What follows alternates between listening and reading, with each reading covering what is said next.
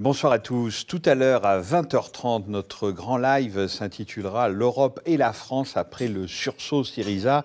Il y aura deux parties. On essaiera de voir dans une première partie si finalement Syriza a arraché ce qu'on peut appeler un bon compromis aux institutions, aux fameuses institutions, ou alors est-ce que c'est plutôt de l'ordre de la capitulation. Ça sera le premier plateau que j'animerai avec Ludovic Lamant qui s'occupe des affaires européennes à Mediapart. Et puis il y aura évidemment une seconde question, et là Edoui Plenel et Mathieu Magnodec seront des nôtres, c'est il y a eu ce sursaut Syriza en Grèce, mais on a l'impression qu'à côté de ça, la gauche française est complètement atone.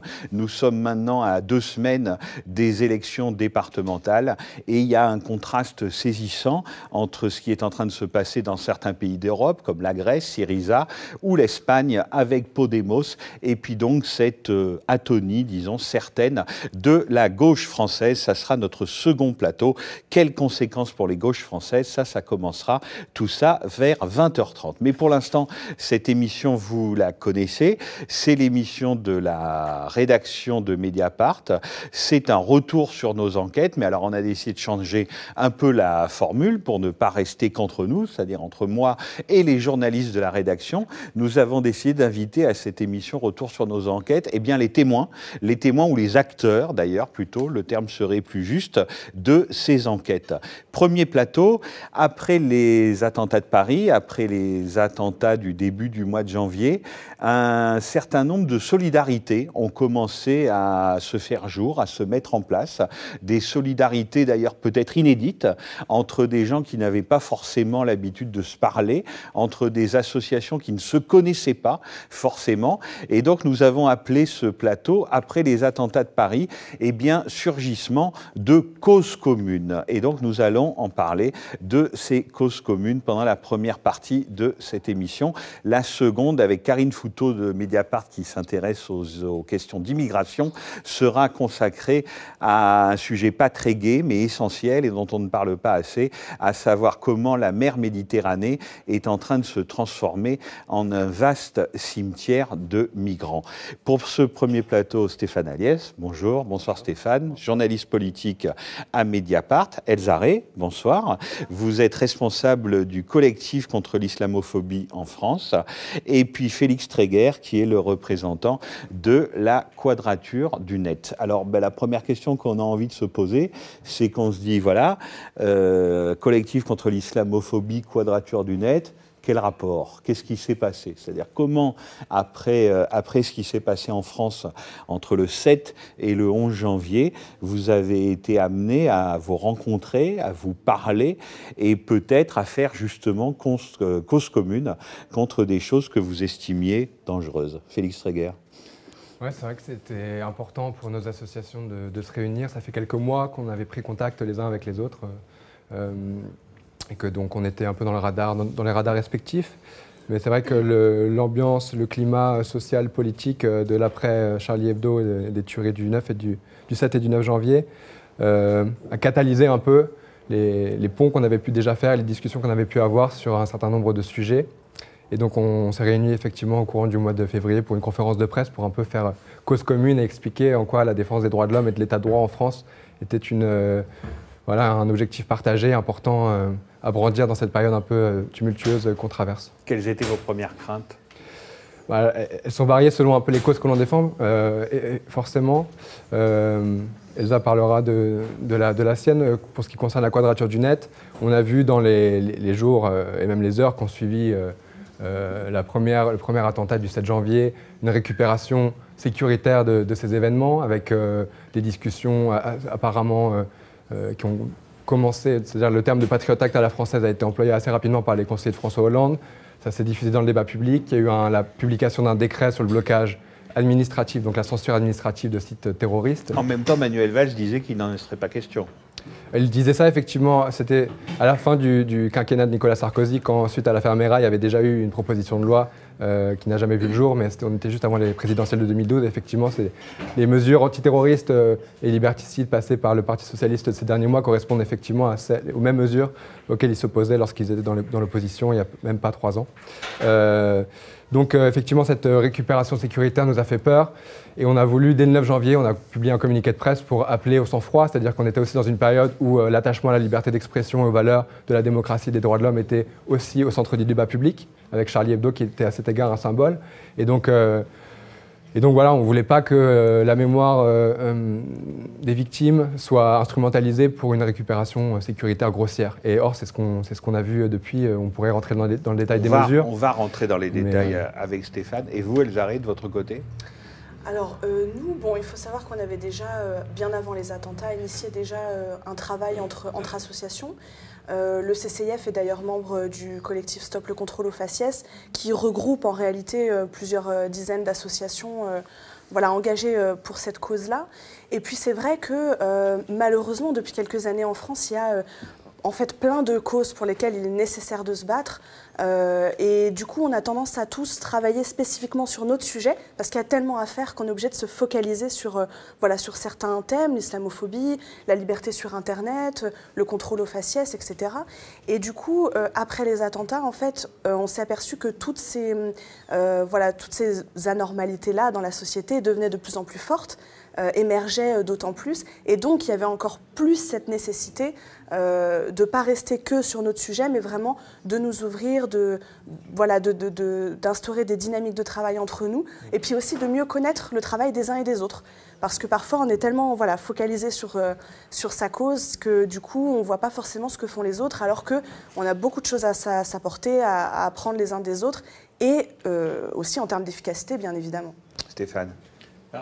C'est pour ça qu'on vous a invités tous les deux ici, parce qu'effectivement, c'était le 13 février dernier, vous avez fait cette conférence de presse, qui est au final déjà la suite de plusieurs mouvements de rapprochement entre acteurs des quartiers populaires, militants antidiscrimination et militants, on va dire, des libertés, qu'elles soient numériques, qu'elles soient publiques, et qui étaient des mondes qui forcément n'étaient pas forcément toujours en contact. C'est avant même les attentats de Paris, il y avait eu déjà des rapprochements. Alors je pense que c'était des rapprochements qu'on essaye tant bien que mal de documenter sur Mediapart, mais ça avait commencé par exemple avec la coordination des Passants-nous autour de Mohamed Meshmash et de Marie-Hélène Baquet, qui avait déjà opéré une certaine coalition, le terme était employé à l'époque, entre universitaires spécialistes de l'empowerment et de la représentation citoyenne dans les processus de décision des quartiers et ces acteurs des quartiers populaires. Ça a permis la publication d'un rapport, ça a permis après des mobilisations, notamment pour essayer de faire émerger un fonds d'interpellation citoyenne dans les quartiers populaires. On a vu également se mettre en place, c'était déjà avec le collectif Stop Contrôle Faciès, qui avait déjà s'était rapproché de militants plus libertaires ou zadistes après les événements de Sivins.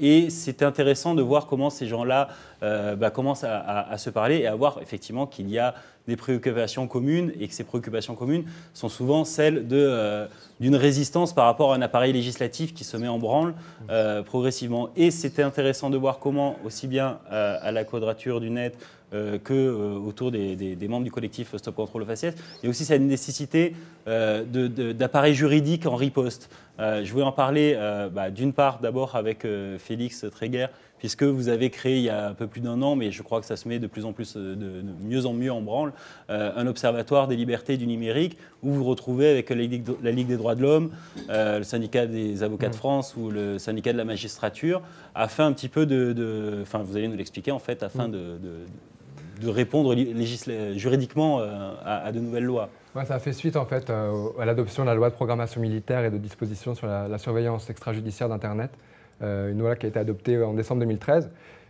par voie d'amendement parlementaire. On avait tous été un peu pris de court en fait, par cet amendement surprise, on s'est réveillé trop tard, on a réussi à faire une mobilisation importante dans le feu de la bataille, mais pas assez pour empêcher l'adoption de ces dispositions. Et après, en fait, effectivement, on s'est rendu compte de la nécessité de davantage mutualiser nos analyses, notre veille et de partager nos expertises en fait. Et de la même manière qu'en se rapprochant de collectifs comme ceux qui sont représentés au sein de Contrôle aux Faciès et toute cette mouvance de lutte contre les discriminations, Ce qu'on partage, enfin, on a aussi une différence par rapport à toutes ces organisations plus anciennes de défense des droits de l'homme dont vous parliez, mais ce qui est intéressant, c'est justement de croiser les expertises, les expériences, les traditions militantes. Et c'est vrai qu'on a fait une campagne difficile, mais relativement efficace contre le projet de loi antiterroriste, une loi qui a été adoptée en novembre 2014. Et donc c'était vraiment la première fois que cet observatoire des libertés numériques travaillait de concert ensemble, mutualisait l'analyse et cherchait à influencer sur les procédures législatives. Là, le sujet de cette conférence de presse que vous avez tenue ensemble en février dernier, c'était aussi pour faire un point, vous parliez de la loi terrorisme, sur le délit d'apologie du terrorisme qui a donc surgi avec cette loi-là et qui, quelque part aussi, fait cause commune entre vous, puisque Elsa Arré, vous avez décrit assez longuement un petit peu déjà les premiers effets de cette loi qui a concerné quand même une certaine partie de la population française, qui était plutôt la population musulmane ou maghrébine, mais musulmane visible. Et vous aviez, puisque c'est une émission du CCIF, fait état d'un recensement assez impressionnant d'actes islamophobes qui, depuis seulement les attentats de Paris. Oui, tout à fait. On a vu, en fait, on s'y attendait de toute façon, puisque on était déjà dans une ambiance très tendue, un contexte assez délétère, une islamophobie très prégnante dans la société. Donc on s'attendait bien évidemment, malheureusement, à des retombées importantes. Elles ont été, j'allais dire, au-delà de ce à quoi on s'attendait, puisqu'on a enregistré une augmentation de 70% des actes islamophobes entre le 7 janvier et le 7 février 2015 par rapport à l'année dernière. Donc près de 200 cas recensés, ce qui est vraiment énorme. Donnez-moi des exemples, c'est quoi par exemple? Alors en réalité, il s'agit en fait d'actes qu'on voyait déjà avant, mais qui se sont multipliés. Alors les actes les plus marquants, ça a été les incidents qui ont lieu dans les écoles. Vous parliez par exemple d'apologie d'actes de terrorisme. On a eu plusieurs enfants qui ont été, des enfants de 8 ans, 9 ans, qui ont été convoqués au commissariat pour répondre d'accusations aussi graves que cela. On a eu également... À Nice en particulier, non? Oui, tout à fait. Il y a eu le petit Ahmed à Nice, il y a eu le petit Aymen à Villars-Cotterêts, une autre petite fille de 10 ans dans le sud de la France, etc. Et puis on a eu aussi beaucoup d'actes de violence physique et verbale à l'encontre de personnes de confession musulmane, des crachats, des insultes, des agressions, une multiplication bien évidemment des discriminations. Donc en réalité, vraiment des phénomènes qu'on recensait déjà avant, mais en très grand nombre. Et ce qui nous a apparu extrêmement inquiétant, au-delà du passage à l'acte plus fréquent, c'est la réponse des autorités.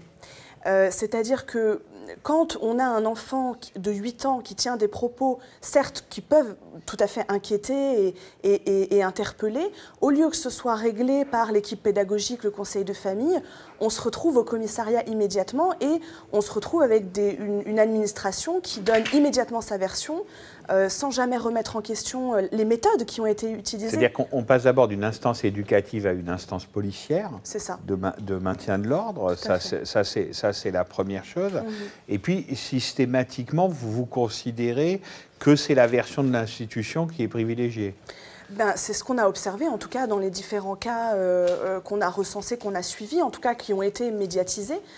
Dans le cas du petit Ahmed, ça a été flagrant puisque l'administration a immédiatement livré sa version sans que l'enquête ait réellement fait toute la lumière sur cette histoire.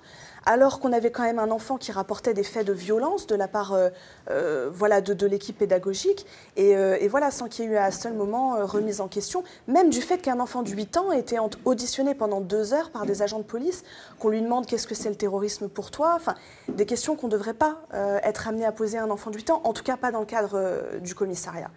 Et voilà, c'est des cas comme ça emblématiques qui nous ont beaucoup inquiétés.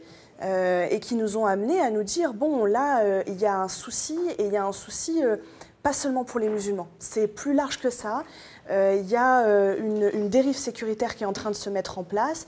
Alors, multiplication des contrôles aux faciès, ça, alors là, n'en parlons même pas. Ça se quantifie, ça? Quand vous dites ça, je vous le dis comme ça, clairement, on le sait. On peut le compter, on peut voir qu'après, effectivement, du 7 au 11 janvier, après cette séquence, émotive ô combien, vous pouvez constater une multiplication des contrôles au faciès? Alors nous, au CCIF, on recense principalement les actes donc, de discrimination, de violence en raison de l'appartenance religieuse des personnes. Ça peut faire partie, le contrôle au faciès peut faire partie, lorsqu'il y a des actes de violence, etc., peut faire partie de notre recensement. Après, c'est plutôt le collectif Stop le contrôle au faciès qui s'occupe de cela. Il est vrai que pour l'instant, c'est encore trop tôt pour vraiment avoir un aperçu précis avec des chiffres, des tendances.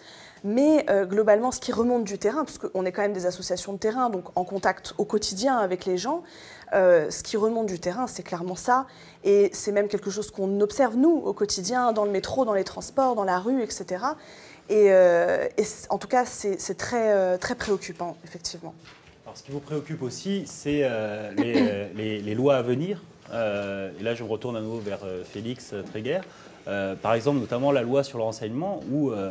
en gros, vous inquiétez d'une tendance que pourrait avoir le gouvernement et le Parlement à favoriser une surveillance de masse par rapport à ce qui devrait être, à vos yeux, une surveillance ciblée, si j'ai bien compris. Alors il y a effectivement ça, c'est-à-dire que l'élargissement de la surveillance de masse du fait de la loi de programmation militaire l'an dernier rentrée en vigueur du fait de l'adoption du décret d'application à partir du 1er janvier. On a déposé un recours devant le Conseil d'État contre ce décret d'application. Il y a effectivement une loi sur le renseignement qui était censée, on l'a présentée comme ça il y a quelques mois encore, être une grande loi d'encadrement de l'activité des services et faire en sorte que la loi française soit en la matière conforme aux standards européens notamment et de la Convention européenne des droits de l'homme.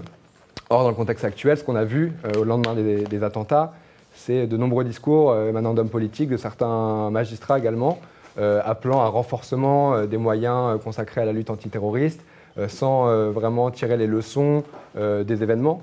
Il y a eu aussi j'en parlais rapidement tout à l'heure, la désignation d'Internet comme un bouc émissaire, comme vecteur de radicalisation. Les leçons des événements, c'est-à-dire tirer les leçons des événements, c'est-à-dire voir concrètement, enfin j'allais y venir en quelque part, c'est-à-dire qu'on nous présente Internet comme un vecteur de radicalisation et comme quelque part le responsable de ces actes terroristes. Or, quand on voit le parcours de Mohamed Merah, Nemouche, des frères Kouachi ou Koulibaly, ça n'a rien à voir, c'est un processus beaucoup plus complexe. Donc sans même s'interroger sur les causes de ce phénomène, on est immédiatement dans des réflexes sécuritaires qui consistent à museler l'espace social qu'est Internet au mépris de l'état de droit. Outre la loi sur le renseignement à venir, qui d'ailleurs a l'air de rencontrer quelques difficultés au niveau du Conseil d'État, avant sa présentation au Conseil des ministres qui est annoncée dans une quinzaine de jours. Et Christiane Taubira a également annoncé l'élargissement des mesures de censure administrative de sites Internet, qui sont extrêmement dangereuses parce que, d'une part, elles sont inefficaces, c'est-à-dire facilement contournables, et en plus, on risque de bloquer des sites qui n'ont rien à voir avec ce qu'on vise. Et donc, vous dites censure et pas blocage. On invisibilise un site de l'espace public, ça s'assimile à une censure, et encore plus, on peut d'autant plus légitimement parler de censure quand c'est même pas prononcé par l'autorité judiciaire.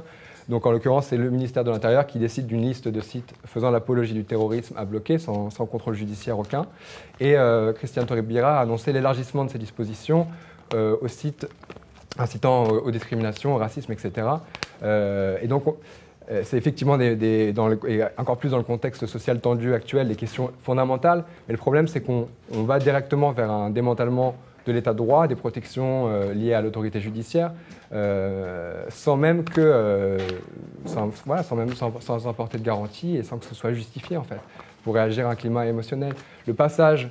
Toutes les condamnations qu'il y a eu au mois de janvier sur le fondement de l'apologie du terrorisme ont été permises par le fait que dans la loi de novembre 2014 sur le terrorisme, on est passé le délit d'apologie du terrorisme de la loi sur la presse de 1881, celle qui protège la liberté des journalistes et de tous ceux qui s'expriment dans l'espace public normalement, au code pénal. Et donc tout un tas de garanties procédurales sont ainsi démantelées, ce qui permet du coup des comparutions immédiates et des jugements exemplaires sous le coup de l'émotion. Et là encore, il y a le projet d'élargir, de poursuivre ce démantèlement de la loi sur la presse de 1881. Manuel Valls, il y a 2 ans, a expliqué qu'il fallait de toute façon qu'Internet ne relève pas de la loi sur la presse de 1880, puisque du fait de sa force de frappe et de l'influence d'Internet sur les citoyens. Donc c'est comme si c'était un espace à part qui justifiait qu'on rompe avec les garanties démocratiques qui sont celles héritées de la Troisième République. Je veux dire, on n'est pas dans des choses innovantes ou particulièrement ambitieuses. C'est notre héritage démocratique, c'est l'héritage de la République française. Et c'est ça qu'on est en train de démanteler au prétexte de vouloir museler un espace qui est avant tout un espace de liberté, qui est aussi l'espace par lequel on peut, et pour revenir à la question de la lutte contre le racisme, on parle beaucoup de lutter contre le racisme sur Internet, comme si c'était sur Internet que le racisme se faisait et que c'était là qu'il fallait le combattre. Oui, c'est là que peut-être qu'il faut le combattre, mais c'est en utilisant Internet comme un outil de mobilisation citoyenne, comme un outil de débat démocratique. Et c'est comme ça qu'on arrivera à régler ces questions. Ce n'est pas à coup de bâton et par la voie répressive que ces questions sociétales seront réglées. Au-delà de cette première conférence de presse, est-ce que justement ces causes communes et ces convergences de lutte peuvent prendre d'autres formes et quelles peuvent-elles être à l'avenir entre les membres du collectif? Alors pour rappeler, c'est-à-dire qu'au-delà du collectif contre l'islamophobie en France et de Stop le contrôle faciès, on retrouve aussi la brigade anti-négrophobie, la Voix des Roms, notre collectif Urgence, notre police assassine et diverses autres associations de quartier, j'en oublie évidemment. Mais comment on peut arriver à mobiliser en se rapprochant justement, en se refondant dans des nouveaux collectifs et en menant des actions communes? Quelle forme ça peut prendre dans les mois à venir? Je pense que déjà, ça dépend un peu de l'actualité, ça dépend de quelle manière on veut se mobiliser. Les formes d'action, elles dépendent toujours de ce qu'on veut dénoncer finalement.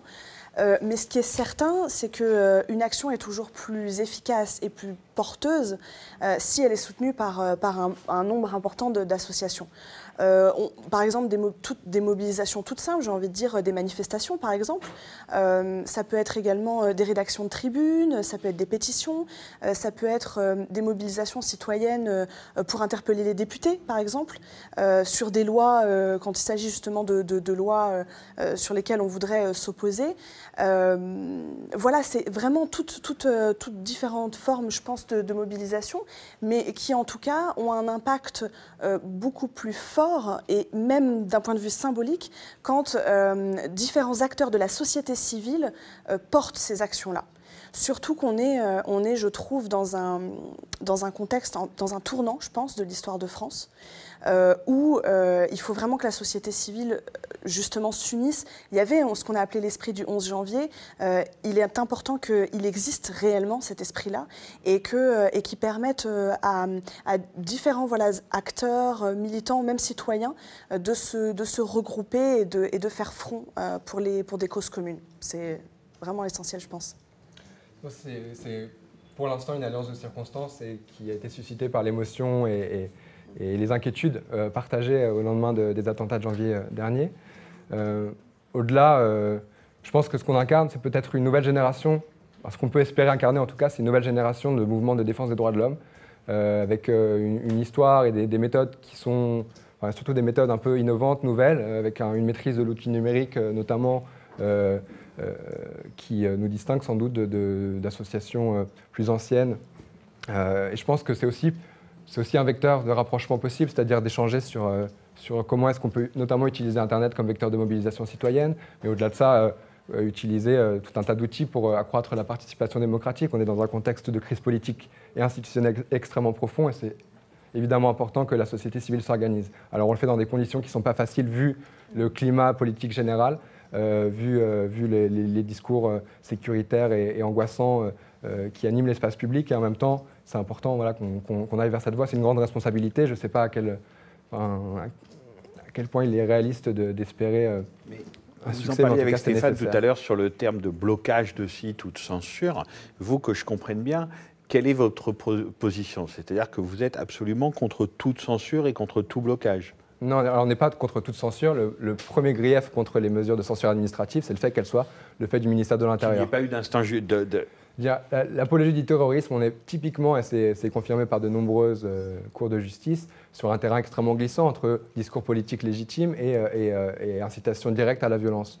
Donc ça devrait justifier, et de la même manière sur les questions d'incitation et discrimination. Donc ça devrait justifier les garanties procédurales associées à la justice. Je vous écoutais quand vous disiez ça tout à l'heure, et je me disais quand même, on le sait bien tous, si on s'attaque à ça, c'est-à-dire au moins de commentaires de haters à caractère raciste, antisémite, enfin c'est quand même toute la journée, il faut, dire la vérité. Et dans nos organes de presse, nous le savons tous.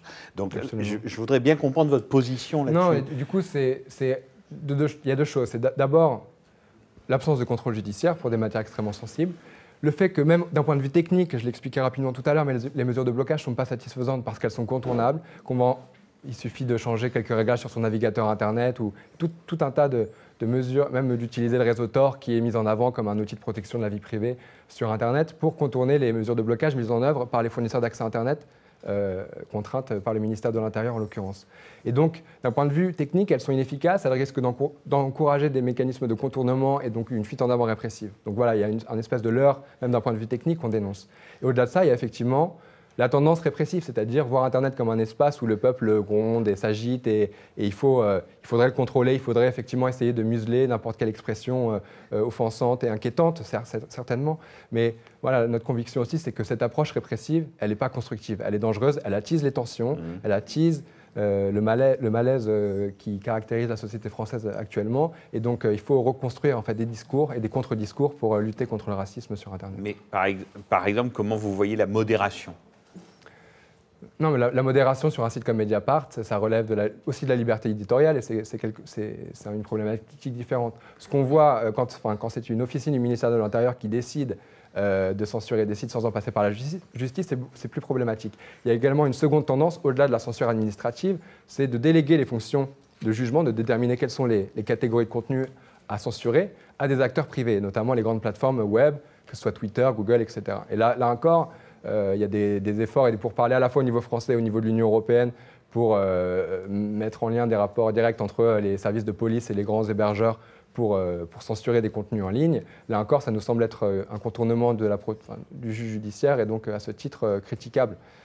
Donc on est vraiment dans une logique où on n'est pas en train de remettre en cause les frontières de la liberté d'expression, juste la manière dont elle s'applique, en faisant en sorte que toutes les garanties associées à l'état de droit puissent s'appliquer. Et vous voyez une contradiction justement entre ce mouvement de défense de la liberté d'expression dont on a beaucoup parlé et avec ce fameux esprit du 11 janvier, ça en faisait visiblement partie intégrante, et ce type d'application qui en fait va exactement contre ça, si je vous ai bien compris tous les deux, Elsa Rey. Oui, tout à fait.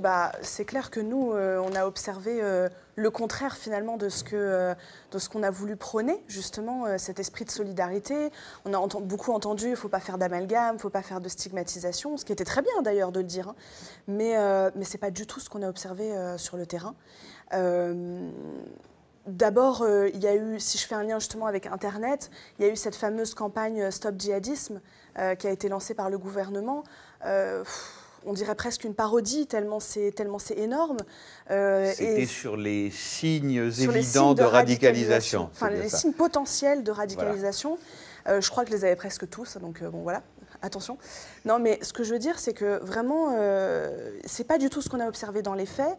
Au contraire, et c'est du coup aussi ce qui nous pousse justement à nous allier, à faire croiser nos luttes, parce que justement, il y a un peu une prolifération de mesures sécuritaires, de mesures excessives, ou même tout simplement de raisonnements complètement à côté de la plaque. Et c'est dommage parce que justement, on fait face vraiment à des enjeux extrêmement importants aujourd'hui en France.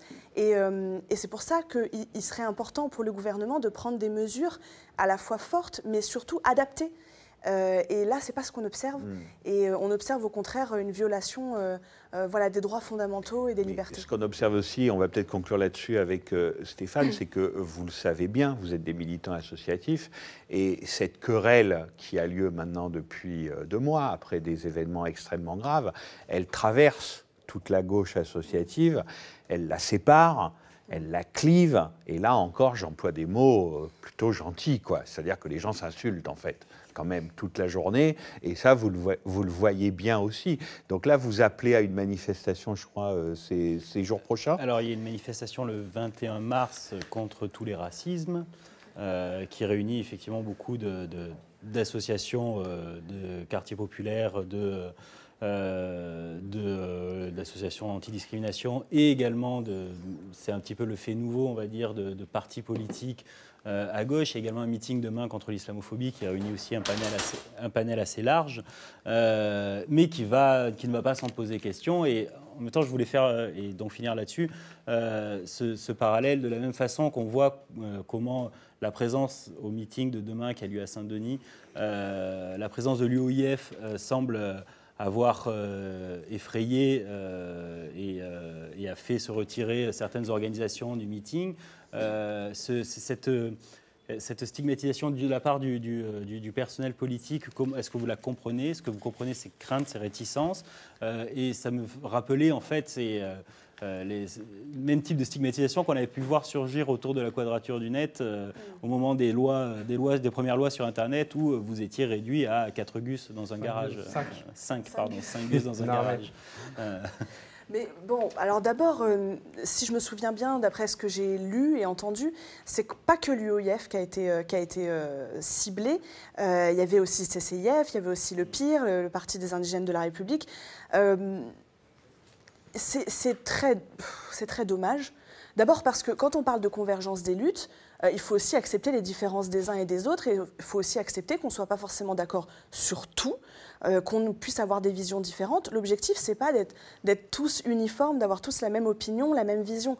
L'objectif, c'est de mettre en commun nos compétences, nos dynamiques, nos énergies pour aller de l'avant dans notre société et pour reformer un semblant de cohésion sociale. C'est ça l'objectif.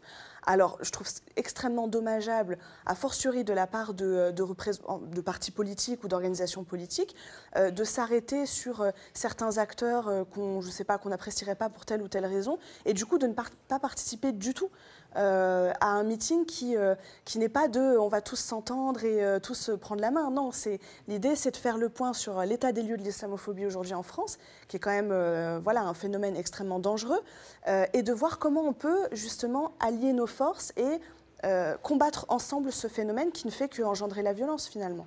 Donc vraiment, je trouve ça très dommage. Et donc, quels sont les partis qui appellent ? Alors, si je me rappelle bien, donc les écologistes ont retiré leur signature, mais certains seront malgré tout présents, notamment la sénatrice Esther Benbassa. Le Parti communiste, aux dernières nouvelles, n'a pas retiré sa signature, est toujours là.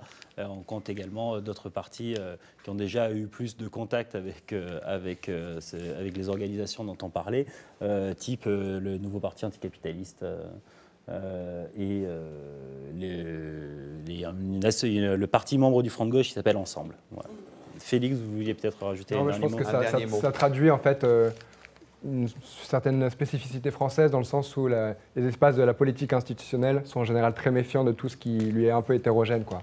Donc quand il y a des nouvelles formes de militantisme qui émergent, effectivement elles ne sont pas forcément bien accueillies. Et nous par exemple à la Quadrature du Net, on est bien mieux entendu et écouté au niveau du Parlement européen, par exemple, qu'au niveau du Parlement français ou des pouvoirs publics français, où on sent qu'il y a une espèce d'omerta et un manque de considération pour les mouvements de la société civile qui est bien plus fort. Merci beaucoup à tous les trois. Ne bougez pas, on va parler dans quelques secondes de comment le trafic, parce que c'est un véritable trafic des migrants en Méditerranée, est devenu une sorte d'industrie donc du passage, avec Karine Fouteau qui s'occupe des questions d'immigration à Mediapart, et puis quelqu'un aussi qui vient d'une association, elle s'appelle Christine Bossard, et elle vient de l'association Robin des Bois, qui piste la trace des vieux cargos, des vieux bateaux qui partent de la Turquie souvent et qui sont utilisés donc pour les trafics de migrants à travers la Méditerranée. Je vais vous montrer quelques images. Elles ne sont pas simples. D'abord, inutile de taper sur votre ordinateur, elles n'ont pas de son.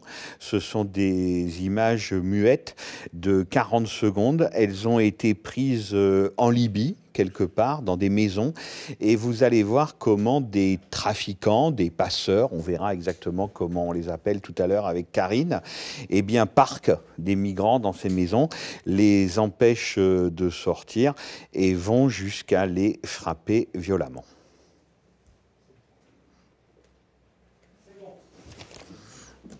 Merci.